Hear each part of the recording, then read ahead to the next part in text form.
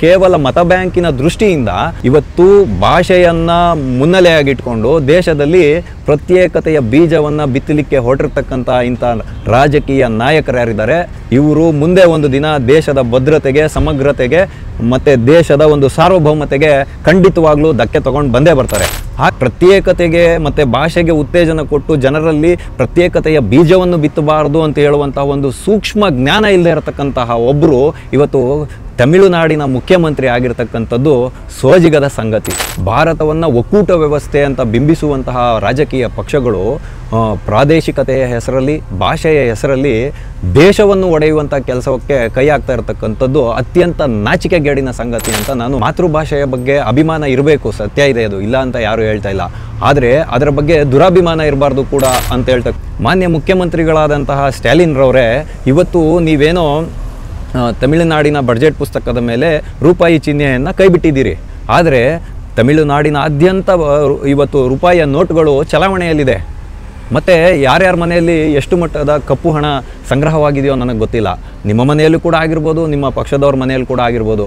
ಆ ನೋಟುಗಳ ಮೇಲಿರತಕ್ಕಂತಹ ರೂಪಾಯಿ ಚಿಹ್ನೆಯನ್ನು ನೀವು ಹೇಗೆ ಪ್ರತ್ಯೇಕ ಮಾಡ್ತೀರಾ? ಸ್ಟ್ಯಾಲಿನ್ ಅವರ ಮಗ ಎರಾಡಿಕೇಶನ್ ಆಫ್ ಸನಾತನ ಧರ್ಮ ಅನ್ನೋಂಥ ಒಂದು ವೇದಿಕೆಯಲ್ಲಿ ಹಿಂದೂ ಧರ್ಮ ಅಂತ ಹೇಳ್ತಕ್ಕಂಥದ್ದು, ಸನಾತನ ಧರ್ಮ ಅಂತ ಹೇಳ್ತಕ್ಕಂಥದ್ದು, ಡೆಂಗ್ಯೂ, ಮಲೇರಿಯಾ, ಚಿಕನ್ ಗುನ್ಯಾ, ಏಡ್ಸ್ ಇದ್ದಂತೆ ಅದನ್ನು ಬುಡ ಸಮೇತವಾಗಿ ಕಿತ್ತಾಕಬೇಕು ಅಂತ ಹೇಳಿಕೆಯನ್ನು ಕೊಟ್ಟಿದ್ರು. ಯಾವ್ಯಾವ ಸಮುದಾಯಗಳು ಜನಸಂಖ್ಯೆಯನ್ನು ನಿಯಂತ್ರಣ ಮಾಡಿದ್ದಾವೆ, ಯಾವ್ಯಾವ ಸಮುದಾಯಗಳು ಜನಸಂಖ್ಯೆಯನ್ನು ಏರಿಸ್ಕೊಂಡಿದ್ದಾವೆ ಅನ್ನೋದ್ರ ಬಗ್ಗೆ ನಿಮಗೆ ವಿಚಾರ ಇಲ್ಲ. ನೀವು ಓಪನ್ ವೇದಿಕೆಗಳಲ್ಲಿ ಇವತ್ತು ರಾಜಕಾರಣಿಗಳು ಬಂದ್ಬಿಟ್ಟು ಎಲ್ಲರೂ ಜನಸಂಖ್ಯೆಯನ್ನು ಜಾಸ್ತಿ ಮಾಡ್ಕೊಳ್ಳಿ, ದಕ್ಷಿಣ ಭಾರತದ MP ಸೀಟ್ಗಳು ಹೊರಟೋಗ್ಬಿಡುತ್ತೆ ಕ್ಷೇತ್ರ ಪುನರ್ವಿಂಗಡಣೆ ಆಗೋದ್ರೆ ಅಂತ ಹೇಳುವಂಥ ಮೂರ್ಖತನದ ಹೇಳಿಕೆಗಳನ್ನು ಕೊಡ್ತಿರಲ್ಲ, ನಿಮ್ಮನ್ನೆಲ್ಲ ನಾವು ಹೆಂಗೆ ರಾಜಕರ್ತರು ನಮ್ಮ ನಾಯಕರು ಅಂತ ನಂಬೋದು? ಹಿಮಾಲಯ ಸಮಾರಭ್ಯ ಯಾವದ್ ಹಿಂದೂ ಸಮುದ್ರೆ ತ್ವಂ ನಿರ್ಮಿತಂ ದೇವದೇಶಂ ಹಿಂದೂಸ್ಥಾನಂ ಪ್ರಚಕ್ಷತೆ.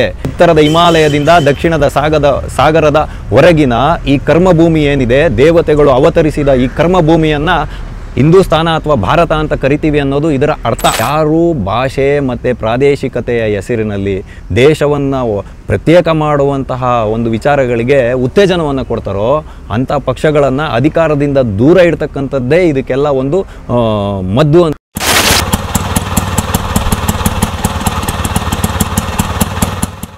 ಟಿವಿ ವಿಕ್ರಮದ ಸಮಸ್ತ ವೀಕ್ಷಕರಿಗೆ ಆಟೋವಾಲಾ ಕಾರ್ಯಕ್ರಮಕ್ಕೆ ಆತ್ಮೀಯವಾದ ಸ್ವಾಗತ. ನಾನು ನಿಮ್ಮ ಜಯಂತ್ ಪಾಂಡೆ. ಸ್ನೇಹಿತರೆ, ಆಟೋವಾಲಾ ಕಾರ್ಯಕ್ರಮಕ್ಕೆ ನಾವಿಂದು ಆಯ್ದುಕೊಂಡಂತಹ ವಿಷಯ ಪ್ರತ್ಯೇಕತೆಯ ಕಿಚ್ಚು ಹಚ್ಚುವ ಇಂಥ ನಾಯಕರು ನಮಗೆ ಬೇಕೆ. ಇಂಥವರನ್ನು ಅಧಿಕಾರಕ್ಕೆ ತಗೊಂಡು ಬರ್ತಾ ಹೋದರೆ ಮುಂದೆ ಒಂದು ದಿನ ಈ ಭಾರತದ ಸಮಗ್ರತೆಗೆ ಇವರು ಬೆಂಕಿಯನ್ನು ಹಚ್ಚುವಂಥ ಕೆಲಸವನ್ನು ಮಾಡ್ತಾರೆ.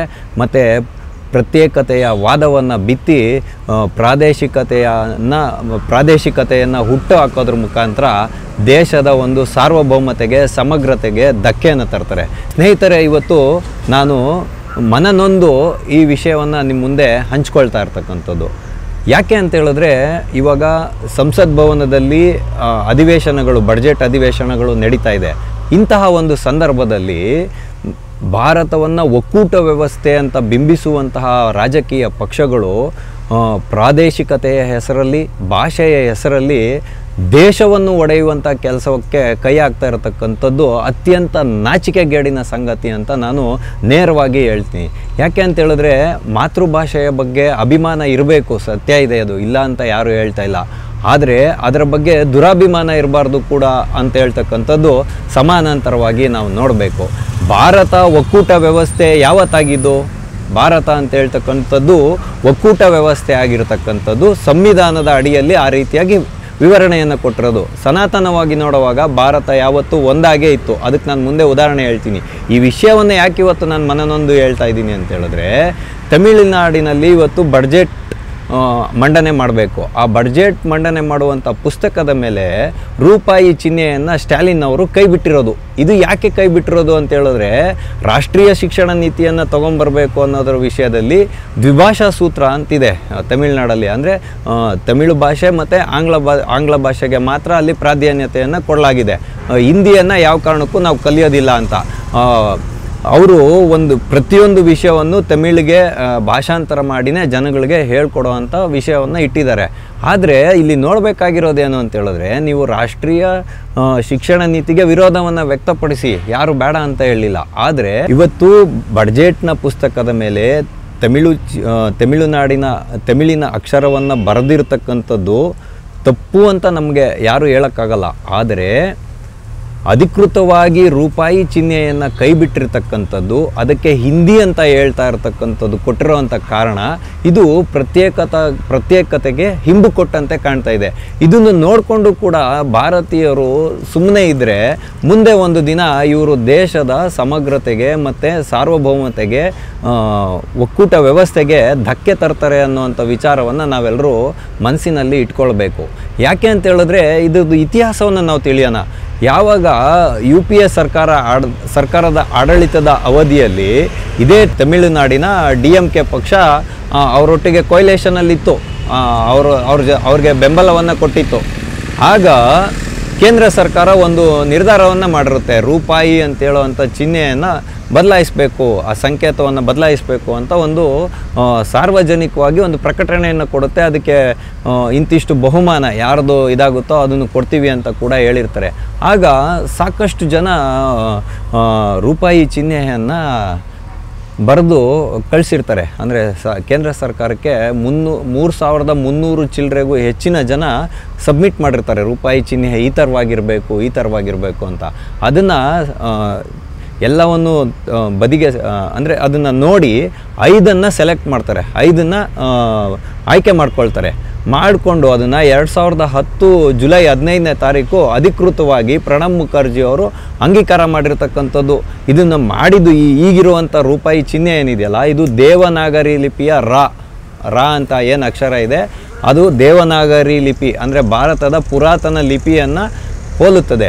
ಮತ್ತು ಅದ್ರ ಕೆಳಗಡೆ ಇವಾಗ ಒಂದು ಸಮಾನಾಂತರ ರೇಖೆಯನ್ನು ಹಾಕಿದಾರಲ್ಲ, ಇದು ಮೇಲಿನ ರೇಖೆ ಮತ್ತು ಕೆಳಗಿನ ರೇಖೆ ಏನಿದೆ ಇದು ಇಜಿಕೋಲ್ಟನ್ನು ಪ್ರತಿಬಿಂಬಿಸುತ್ತೆ ಮತ್ತು ತ್ರಿವರ್ಣ ಧ್ವಜವನ್ನು ಪ್ರತಿಬಿಂಬಿಸುತ್ತೆ ಅಂತ ಹೇಳ್ತಕ್ಕಂಥದ್ದು ವಿಚಾರ ಮುನ್ನೆಲೆಗಿರೋದು. ಇದನ್ನು ಮಾಡಿದ್ಯಾರಪ್ಪ, ಈ ರೂಪಾಯಿ ಚಿಹ್ನೆಯನ್ನು ವಿನ್ಯಾಸ ಮಾಡಿದ್ಯಾರು ಅಂತ ಹೇಳಿದ್ರೆ ಉದಯ ಕುಮಾರ್ ಧರ್ಮಲಿಂಗಂ ಅಂತ. ಇವರು ಈಗ ಯಾರು ಸ್ಟಾಲಿನ್ ಅವರಿದ್ದಾರಲ್ಲ ಅವರದ್ದೇ ಪಕ್ಷದ DMK ಪಕ್ಷದ ಒಬ್ಬರು ಸಾಂಸದರ ಮಗ ಇವರು ಶಿಕ್ಷಣ ತಜ್ಞರು ಮತ್ತು ಪ್ರೊಫೆಸರ್ ಆಗಿದ್ದಂಥವ್ರು IIT ಮುಂಬೈಯಲ್ಲಿ. ಇವರು ಡಿಸೈನ್ ಮಾಡಿದ್ದು. ಅಂದರೆ ಇವಾಗ ನಾವು ಈ ರೀತಿಯಾಗಿ ಅರ್ಥ ಮಾಡ್ಕೊಳ್ಬೋದು, ಒಬ್ಬ ತಮಿಳುನಾಡಿನ ಸಂಜಾತ ವಿನ್ಯಾಸ ಮಾಡಿದಂತಹ ರೂಪಾಯಿ ಚಿಹ್ನೆನ ಇವತ್ತು ಚುನಾವಣೆಗಳನ್ನು ದೃಷ್ಟಿಕೋನದಲ್ಲಿಟ್ಕೊಂಡು ಕೇಂದ್ರ ಸರ್ಕಾರವನ್ನು ಮಣಿಸಬೇಕು, ನಾವು ತಮಿಳರ ಪರವಾಗಿದ್ದೇವೆ, ತಮಿಳರಿಗೆ ಇವರು ಎಷ್ಟು ಲೋಕ ಕಲ್ಯಾಣವನ್ನು ಮಾಡಿದ್ದಾರೋ, ಎಷ್ಟು ಜನಪರ ಆಡಳಿತವನ್ನು ಕೊಟ್ಟಿದ್ದಾರೋ ಅದ್ರ ಬಗ್ಗೆ ಯಾರು ಪ್ರಶ್ನೆ ಮಾಡೋಂಗಿಲ್ಲ. ಆದರೆ ಇವತ್ತು ನಾವು ತಮಿಳನ್ನು ಉತ್ತೇಜನ ಮಾಡ್ತೀವಿ ಅಂತ ಹೇಳುವ ನಿಟ್ಟಿನಲ್ಲಿ ಇವತ್ತು ಇದನ್ನು ಪ್ರತಿಬಿಂಬಿಸಲಿಕ್ಕೆ ಸ್ಟಾಲಿನ್ ಅವರು ನಡೆಯನ್ನು ಮಾಡ್ತಾ ಇರ್ತಕ್ಕಂಥದ್ದು. ನಾವಿಲ್ಲಿ ಸ್ವಲ್ಪ ಪೂರ್ವ ಇತಿಹಾಸಕ್ಕೆ ಹೋಗೋಣ. ಏನಂತ ಹೇಳಿದ್ರೆ, ಕಳೆದ 1.5 ವರ್ಷದ ಹಿಂದೆ ಸ್ಟಾಲಿನ್ ಅವರ ಮಗ ಇದ್ರಲ್ಲ, ಇವರು ಯುವಜನ ಖಾತೆ ಸಚಿವರಾಗಿದ್ದರು. ಈಗ ಅವರು ಉಪಮುಖ್ಯಮಂತ್ರಿ ಆಗಿದ್ದಾರೆ. ಸೊ ಅವರವತ್ತು ಏನು ಉತ್ತರ ಕೊಟ್ಟಿದ್ರು, ಎರಾಡಿಕೇಷನ್ ಆಫ್ ಸನಾತನ ಧರ್ಮ ಅನ್ನೋವಂಥ ಒಂದು ವೇದಿಕೆಯಲ್ಲಿ ಏನಂತ ಹೇಳಿಕೆ ಕೊಟ್ಟಿದ್ರು ಉದಯನಿಧಿ ಸ್ಟಾಲಿನ್ ಅವರು. ಹಿಂದೂ ಧರ್ಮ ಅಂತ ಹೇಳ್ತಕ್ಕಂಥದ್ದು, ಸನಾತನ ಧರ್ಮ ಅಂತ ಹೇಳ್ತಕ್ಕಂಥದ್ದು ಡೆಂಗ್ಯೂ, ಮಲೇರಿಯಾ, ಚಿಕನ್ ಗುನ್ಯಾ, ಏಡ್ಸ್ ಇದ್ದಂತೆ ಅದನ್ನು ಬುಡ ಸಮೇತವಾಗಿ ಕಿತ್ತಾಕಬೇಕು ಅಂತ ಹೇಳಿಕೆಯನ್ನು ಕೊಟ್ಟಿದ್ರು. ಇವರ ಮೇಲೆ ದೇಶದಾದ್ಯಂತ ಕಂಪ್ಲೇಂಟ್ಗಳಾದಾಗ ಇಲ್ಲಿಯವರೆಗೂ ಕೂಡ ಯಾವುದೇ ನ್ಯಾಯಾಲಯ ಇವ್ರ ಮೇಲೆ ಯಾವುದೇ ವಿಧವಾದಂಥ ಕ್ರಮವನ್ನು ತಗೊಂಡಿಲ್ಲ. ಈಗ ದೇಶದ ನಾನಾ ಕಡೆಯಲ್ಲಿ ದಾಖಲಾಗಿರ್ತಕ್ಕಂಥ ಮೊಕದ್ದಮೆಗಳನ್ನು ಏಕೀಕರಣಗೊಳಿಸಿ, ಅಂದರೆ ಒಂದು ಕಡೆಗೆ ಕೇಂದ್ರೀಕರಿಸಿ ಸುಪ್ರೀಂ ಕೋರ್ಟು ಈಗ ವಿಚಾರಣೆಯನ್ನು ಕೈಗೆತ್ಕೊಂಡಿರೋದು. ಇಲ್ಲಿ ತನಕ ಈತನ ಮೇಲೆ ಯಾವುದೇ ಕ್ರಮ ಆಗಲಿಲ್ಲ. ಆದರೆ ಇವತ್ತು ಇವರು ಫೆಡರಲ್ ಸಿಸ್ಟಮ್, ಒಕ್ಕೂಟ ವ್ಯವಸ್ಥೆ ಅಂತ ಏನು ಎಲ್ಲರೂ ಹೇಳ್ತಾ ಇದ್ದಾರೆ, ಖಂಡಿತ ಅವರವರ ರಾಜ್ಯನ ಅವರು ಪ್ರತಿನಿಧಿಸಲಿ, ತಪ್ಪೇನಿಲ್ಲ. ಆದರೆ ಇಲ್ಲಿ ಒಂದು ವಿಷಯ ಬರುತ್ತೆ, ಭಾರತವನ್ನು ಇವತ್ತು ಕೆಲವರು ರಾಷ್ಟ್ರೀಯ ಭಾಷೆ ಅಂತ ಹೇಳ್ತಾರೆ, ಇನ್ನು ಕೆಲವರು ಅತಿ ಹೆಚ್ಚು ಜನರು ಆಡುವ ಭಾಷೆ ಅಂತ ಹೇಳ್ತಾರೆ. ಆಯಿತು, ರಾಷ್ಟ್ರ ಭಾಷೆ ಅನ್ನೋದನ್ನು ಬದಿಗೆ ಸರಿಸಿ ಇಟ್ಟರೂ ಕೂಡ ಹೆಚ್ಚು ಜನರು ಆಡುವಂಥ ಭಾಷೆ. ಮತ್ತು ಭಾಷೆಯನ್ನು ಕಲೀಲಿಕ್ಕೆ ಮಕ್ಕಳಿಗೆ ಮಿತಿಯನ್ನು ಯಾಕೆ ಇರಬೇಕು ಅನ್ನೋಂಥ ಪ್ರಶ್ನೆ ಬರುತ್ತೆ. ಯಾಕೆಂದರೆ ಹೆಚ್ಚು ಭಾಷೆಗಳನ್ನು ಕಲಿತಾಗ ಅವರ ಒಂದು ಕಮ್ಯುನಿಕೇಷನ್ ಸ್ಕಿಲ್, ಅಂದರೆ ಸಂಪರ್ಕ ಮಾಡೋದು, ಸಂವಹನ ನಡೆಸುವಂತಹ ಒಂದು ಬೌದ್ಧಿಕ ಮಟ್ಟ ಉತ್ಕೃಷ್ಟಕ್ಕೆ ಹೋಗುತ್ತೆ. ಇವಾಗ ಉದಾಹರಣೆಗೆ ಒಬ್ಬ ತಮಿಳುನಾಡಿನಲ್ಲೇ ಚೆನ್ನಾಗಿ ವ್ಯಾಸಂಗ ಮಾಡಿದಂಥ ಒಬ್ಬ ವ್ಯಕ್ತಿ ಯಾವುದೋ ಉತ್ತರ ಭಾರತದಲ್ಲಿ ಒಂದು ಸರ್ಕಾರಿ ನೌಕರಿಯಲ್ಲಿ ಹೋಗಬೇಕು ಅಥವಾ ಯಾವುದೋ ಒಂದು ವ್ಯಾಪಾರ ಉದ್ಯಮವನ್ನು ಮಾಡಬೇಕು ಅನ್ನುವಾಗ ಭಾಷೆಯನ್ನು ಕಲಿತ್ರೆ ತಪ್ಪೇನು ಅಂತ ಹೇಳುವಂಥ ಪ್ರಶ್ನೆ ಬರುತ್ತೆ. ಆದರೆ ಇವರು ಇವತ್ತು ಕೇವಲ ಮತ ಬ್ಯಾಂಕಿನ ದೃಷ್ಟಿಯಿಂದ ಇವತ್ತು ಭಾಷೆಯನ್ನು ಮುನ್ನೆಲೆಯಾಗಿಟ್ಕೊಂಡು ದೇಶದಲ್ಲಿ ಪ್ರತ್ಯೇಕತೆಯ ಬೀಜವನ್ನು ಬಿತ್ತಲಿಕ್ಕೆ ಹೊರಟಿರ್ತಕ್ಕಂಥ ಇಂಥ ರಾಜಕೀಯ ನಾಯಕರು ಯಾರಿದ್ದಾರೆ, ಇವರು ಮುಂದೆ ಒಂದು ದಿನ ದೇಶದ ಭದ್ರತೆಗೆ, ಸಮಗ್ರತೆಗೆ ಮತ್ತು ದೇಶದ ಒಂದು ಸಾರ್ವಭೌಮತೆಗೆ ಖಂಡಿತವಾಗ್ಲೂ ಧಕ್ಕೆ ತಗೊಂಡು ಬಂದೇ ಬರ್ತಾರೆ. ಹಾಗಾಗಿ ಇವತ್ತು ನಾನು ಸ್ಟ್ಯಾಲಿನ್ ಅವ್ರಿಗೆ ಒಂದು ಪ್ರಶ್ನೆಯನ್ನು ಈ ಒಂದು ಕಾರ್ಯಕ್ರಮದ ಮುಖಾಂತರ ಇಡಬೇಕು ಅಂತಿದ್ದೀನಿ.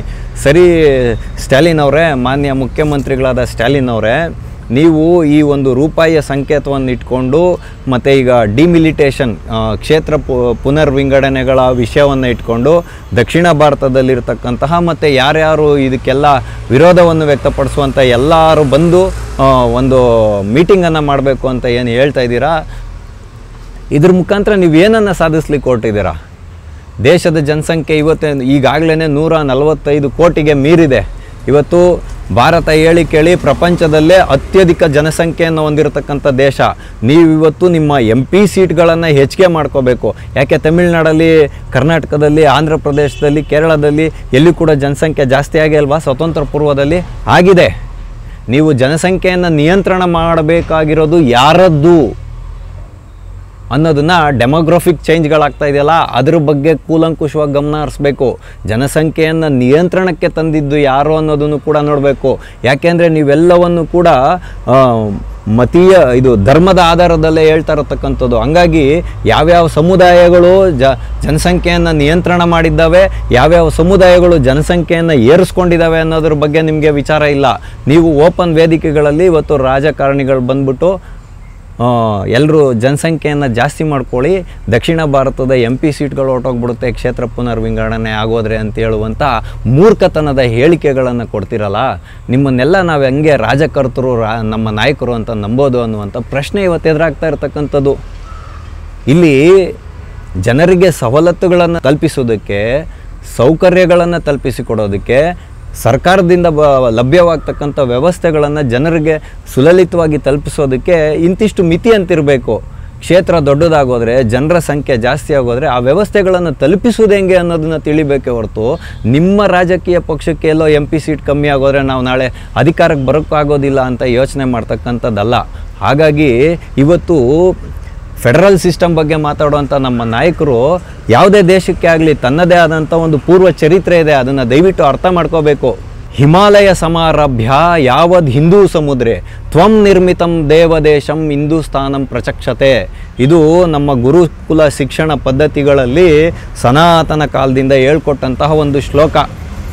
ಅಂದರೆ ಉತ್ತರದ ಹಿಮಾಲಯದಿಂದ ದಕ್ಷಿಣದ ಸಾಗರದ ಹೊರಗಿನ ಈ ಕರ್ಮಭೂಮಿ ಏನಿದೆ, ದೇವತೆಗಳು ಅವತರಿಸಿದ ಈ ಕರ್ಮಭೂಮಿಯನ್ನು ಹಿಂದೂಸ್ಥಾನ ಅಥವಾ ಭಾರತ ಅಂತ ಕರಿತೀವಿ ಅನ್ನೋದು ಇದರ ಅರ್ಥ. ಸಂವಿಧಾನ ಬಂದಿದೆ, ಹೋರಾಟ ಮಾಡಿ ನಾವು ಸ್ವಾತಂತ್ರ್ಯವನ್ನು ಪಡ್ಕೊಂಡಿದ್ದೀವಿ. ಇವತ್ತು ಒಕ್ಕೂಟ ವ್ಯವಸ್ಥೆಗೆ ಬದ್ಧರಾಗಿರಬೇಕು, ಸರ್ವ ಭಾಷೆಗಳನ್ನು ಬೆಳೆಸಬೇಕು. ಅದಕ್ಕೆ ಪರ್ಯಾಯವಾಗಿ ದೇಶದ ವ್ಯವಸ್ಥೆಯನ್ನು ಸುಲಲಿತವಾಗಿ ಮುಂದೆ ನಡೆಸ್ಕೊಂಡು ಹೋಗೋದಕ್ಕೋಸ್ಕರ ಎಲ್ಲ ಭಾಷೆಗಳನ್ನು ಕಲಿತಕ್ಕಂಥದ್ದು ಅವಶ್ಯಕ ಆಗಿರುತ್ತೆ. ಆ ದೃಷ್ಟಿಕೋನದಿಂದ ನಿಮಗೆ ರಾಷ್ಟ್ರೀಯ ಶಿಕ್ಷಣ ನೀತಿಯ ಬಗ್ಗೆ ಏನಾದರೂ ವಿರೋಧಾಭಾಸಗಳು ಇದ್ದರೆ ಅದನ್ನು ಕಾನೂನಾತ್ಮಕವಾಗಿ ಎದುರಿಸಬೇಕೇ ಹೊರತು ಜನರಿಗೆ ಒಂದು ತಪ್ಪು ಸಂದೇಶವನ್ನು ರವಾನೆ ಮಾಡಬಾರ್ದು. ಪ್ರತ್ಯೇಕತೆಗೆ ಮತ್ತು ಭಾಷೆಗೆ ಉತ್ತೇಜನ ಕೊಟ್ಟು ಜನರಲ್ಲಿ ಪ್ರತ್ಯೇಕತೆಯ ಬೀಜವನ್ನು ಬಿತ್ತಬಾರ್ದು ಅಂತ ಹೇಳುವಂತಹ ಒಂದು ಸೂಕ್ಷ್ಮ ಜ್ಞಾನ ಇಲ್ಲದೆ ಇರತಕ್ಕಂತಹ ಒಬ್ಬರು ಇವತ್ತು ತಮಿಳುನಾಡಿನ ಮುಖ್ಯಮಂತ್ರಿ ಆಗಿರ್ತಕ್ಕಂಥದ್ದು ಸೋಜಿಗದ ಸಂಗತಿ. ಇದನ್ನು ನಾವು ನಂಬಿಕೊಂಡು ಕೂತಿದ್ರೆ ನಮ್ಮಂತಹ ಮೂರ್ಖ ಪ್ರಜೆಗಳು ಈ ದೇಶದಲ್ಲಿ ಯಾರೂ ಇಲ್ಲ. ಹಾಗಾಗಿ ಮುಂದೆ ಇಂತಹ ಬೆಳವಣಿಗೆಗಳಿಗೆ ಕಡಿವಾಣ ಹಾಕಬೇಕು ಅಂತ ಹೇಳಿದ್ರೆ ಯಾರು ಭಾಷೆ ಮತ್ತು ಪ್ರಾದೇಶಿಕತೆಯ ಹೆಸರಿನಲ್ಲಿ ದೇಶವನ್ನು ಪ್ರತ್ಯೇಕ ಮಾಡುವಂತಹ ಒಂದು ವಿಚಾರಗಳಿಗೆ ಉತ್ತೇಜನವನ್ನು ಕೊಡ್ತಾರೋ ಅಂಥ ಪಕ್ಷಗಳನ್ನು ಅಧಿಕಾರದಿಂದ ದೂರ ಇಡ್ತಕ್ಕಂಥದ್ದೇ ಇದಕ್ಕೆಲ್ಲ ಒಂದು ಮದ್ದು. ಮಾನ್ಯ ಮುಖ್ಯಮಂತ್ರಿಗಳಾದಂತಹ ಸ್ಟ್ಯಾಲಿನ್ರವರೇ, ಇವತ್ತು ನೀವೇನೋ ತಮಿಳುನಾಡಿನ ಬಡ್ಜೆಟ್ ಪುಸ್ತಕದ ಮೇಲೆ ರೂಪಾಯಿ ಚಿಹ್ನೆಯನ್ನು ಕೈಬಿಟ್ಟಿದ್ದೀರಿ. ಆದರೆ ತಮಿಳುನಾಡಿನಾದ್ಯಂತ ಇವತ್ತು ರೂಪಾಯಿಯ ನೋಟುಗಳು ಚಲಾವಣೆಯಲ್ಲಿದೆ. ಮತ್ತು ಯಾರ್ಯಾರ ಮನೆಯಲ್ಲಿ ಎಷ್ಟು ಮಟ್ಟದ ಕಪ್ಪು ಹಣ ಸಂಗ್ರಹವಾಗಿದೆಯೋ ನನಗೆ ಗೊತ್ತಿಲ್ಲ. ನಿಮ್ಮ ಮನೆಯಲ್ಲೂ ಕೂಡ ಆಗಿರ್ಬೋದು, ನಿಮ್ಮ ಪಕ್ಷದವ್ರ ಮನೆಯಲ್ಲಿ ಕೂಡ ಆಗಿರ್ಬೋದು. ಆ ನೋಟುಗಳ ಮೇಲಿರತಕ್ಕಂತಹ ರೂಪಾಯಿ ಚಿಹ್ನೆಯನ್ನು ನೀವು ಹೇಗೆ ಪ್ರತ್ಯೇಕ ಮಾಡ್ತೀರಾ? ಅದನ್ನು ನೀವ್ಯಾರು ಸ್ವೀಕಾರ ಮಾಡೋದಿಲ್ವೇ ಅನ್ನುವಂಥ ಪ್ರಶ್ನೆಯನ್ನು ಕೂಡ ನಾವಿವತ್ತು ಸ್ಟ್ಯಾಲಿನ್ ಅವರ ಮುಂದೆ ಇಡಬೇಕಾಗುತ್ತೆ. ಯಾಕೆ ಅಂತ ಹೇಳಿದ್ರೆ, ನೀವು ಬಡ್ಜೆಟ್ ಪುಸ್ತಕದಿಂದ ತೆಗೆದಾಕಿದಾಕ್ಷಣ ಚಲಾವಣೆಯಲ್ಲಿರುವ ನೋಟುಗಳನ್ನು ತೆಗೆದಾಕ್ಬಿಡ್ತೀರಾ ನೀವು? ಹಂಗಂದರೆ ಮುಂದಿನ 1 ವರ್ಷದವರೆಗೂ ಅಥವಾ ಕೇಂದ್ರ ಸರ್ಕಾರ ಈ ತ್ರಿಭಾಷಾ ಸೂತ್ರವನ್ನು ಕೈಬಿಡೋವರೆಗೂ, ರಾಷ್ಟ್ರೀಯ ಶಿಕ್ಷಣ ನೀತಿಯನ್ನು ಕೈಬಿಡೋವರೆಗೂ ತಮಿಳುನಾಡಿನಲ್ಲಿ ಪ್ರತ್ಯೇಕವಾದಂತಹ ಯಾವುದಾದ್ರೂ ಹಣವನ್ನು ನೀವು ಚಲಾವಣೆಗೆ ತೊಗೊಂಬರ್ತಾ ಇದ್ದೀರಾ ಅಂತ ಪ್ರಶ್ನೆಯನ್ನು ಕೂಡ ನಾನು ಈ ಮೂಲಕ ಸ್ಟ್ಯಾಲಿನ್ ಅವರ ಮುಂದೆ ಇಡಲಿಕ್ಕೆ ಬಯಸ್ತೇನೆ. ಆಟವಾಲ ಕಾರ್ಯಕ್ರಮವನ್ನು ನಾವಿಂದು ಮುಗಿಸ್ತಾ ಇದ್ದೇವೆ. ಮುಂದೆ ಇಂತಹದ್ದೇ ಒಂದು ಕುತೂಹಲಕಾರಿಯಾದ ವಿಷಯದೊಂದಿಗೆ ನಾವೆಲ್ಲರೂ ಮತ್ತೆ ಭೇಟಿಯಾಗೋಣ. ಅಲ್ಲಿಯವರೆಗೂ TV ವಿಕ್ರಮವನ್ನು ಸಬ್ಸ್ಕ್ರೈಬ್ ಮಾಡುವುದರ ಮುಖಾಂತರ, ನಿಮ್ಮ ಸದ್ವಿಚಾರಗಳನ್ನು ಕಾಮೆಂಟ್ ಮಾಡುವುದರ ಮುಖಾಂತರ ಹಾಗೂ ಶೇರ್ ಮಾಡುವುದರ ಮುಖಾಂತರ ನಮ್ಮನ್ನು ಪ್ರೋತ್ಸಾಹಿಸಿ. TV ವಿಕ್ರಮ, ದೇಶ ನಿಮ್ಮ ಕೈಯಲ್ಲಿ. ಈ ಕಾರ್ಯಕ್ರಮ ನಿಮಗೆ ಇಷ್ಟ ಆಗಿದ್ದಲ್ಲಿ ಲೈಕ್, ಶೇರ್ ಹಾಗೂ ಕಮೆಂಟ್ ಮಾಡಿ. TV ವಿಕ್ರಮದ ಕಾರ್ಯಕ್ರಮಗಳನ್ನು ನಿರಂತರವಾಗಿ ವೀಕ್ಷಿಸಲು ಸಬ್ಸ್ಕ್ರೈಬ್ ಮಾಡಿ, ಬೆಲ್ ಐಕನ್ ಒತ್ತಿ.